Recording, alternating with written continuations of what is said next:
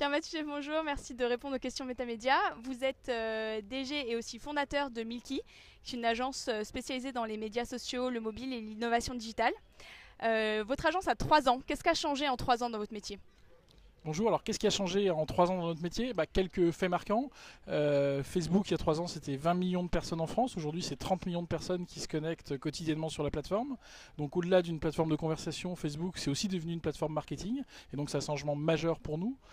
Autre élément important, c'est l'irruption de Twitter dans le paysage. Aujourd'hui, Twitter, c'est 5 millions de visiteurs uniques par mois en France. Et donc une nouvelle façon de faire du community management, de traiter le live et de traiter le direct. Et enfin, je pense que la plus grande révolution qu'il y a eu dans les 3 dernières années, c'est bien entendu l'irruption du mobile. Aujourd'hui, 78% des utilisations des réseaux sociaux se font sur mobile. Et donc c'est une rupture d'usage que nous, on apprend à gérer avec nos clients. Votre credo, c'est Social by Design, justement. Qu'est-ce que ça veut dire?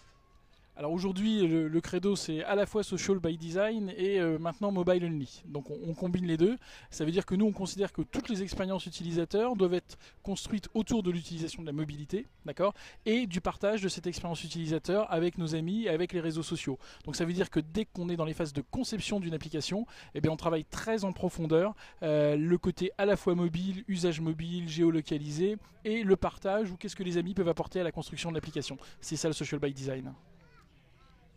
Facebook, Twitter, bien sûr, sont les deux réseaux sociaux les plus importants, mais ce n'est pas non plus l'alpha et l'oméga des réseaux sociaux. Quelles sont les plateformes ou les applications sociales que les entreprises devraient commencer à apprendre à maîtriser, ou en tout cas qu'elles devraient regarder de plus près? Alors c'est peut-être pas l'alpha et l'oméga, mais ça en est quand même pas loin. Donc peut-être légèrement en désaccord avec vous. Aujourd'hui, on parlait des chiffres de Facebook. Facebook, c'est 1,3 milliard de personnes au monde qui l'utilisent. Avant qu'un réseau social réussisse à obtenir cette puissance de distribution, on a encore beaucoup de temps et beaucoup de travail à faire. Donc je pense que ces réseaux sont fondamentaux parce que ce sont des plateformes de distribution aujourd'hui. Ces plateformes de distribution existent et ça va être très dur de les remplacer. Il y a YouTube dont il faut tenir compte dans une stratégie sociale. Et là, on est vraiment en train de parler de réseaux de distribution. À côté de ça, on a des plateformes sociales mais qui sont plus orientées contenu. On a Instagram qui a été racheté par Facebook. Aujourd'hui, Instagram, ça va bientôt être 300 millions d'utilisateurs. On a Vine qui a été racheté par Twitter autour de la vidéo. Mais on est plus sur des plateformes de contenu qui s'appuient sur des réseaux de distribution. Donc regardons attentivement ce qui se passe sur ces plateformes de contenu. Mais sur la partie distribution, il faut quand même rester près de l'alpha et de l'oméga.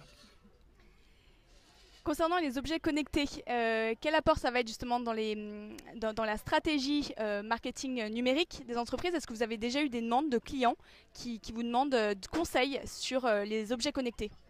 Alors on est super content parce que ce soir on va présenter notre premier prototype avec la SNCF autour des objets connectés, où on a développé autour d'une montre connectée la possibilité pour une personne en situation de handicap d'écouter directement le tableau d'affichage sur sa montre, donc avec sonore, avec une commande vocale. Donc on est typiquement dans le cadre d'un objet connecté. Ce que l'objet connecté va changer, ça va être une modification d'usage. Aujourd'hui on ne sait pas toutes les modifications d'usage que ça va apporter, mais la notification telle qu'on la connaît aujourd'hui va fondamentalement changer avec les objets connectés.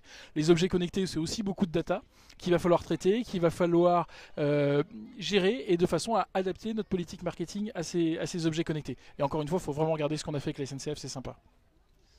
Et pour finir, 3 conseils pour les entreprises qui voudraient réussir leur stratégie de communication et de marketing, leur stratégie sociale.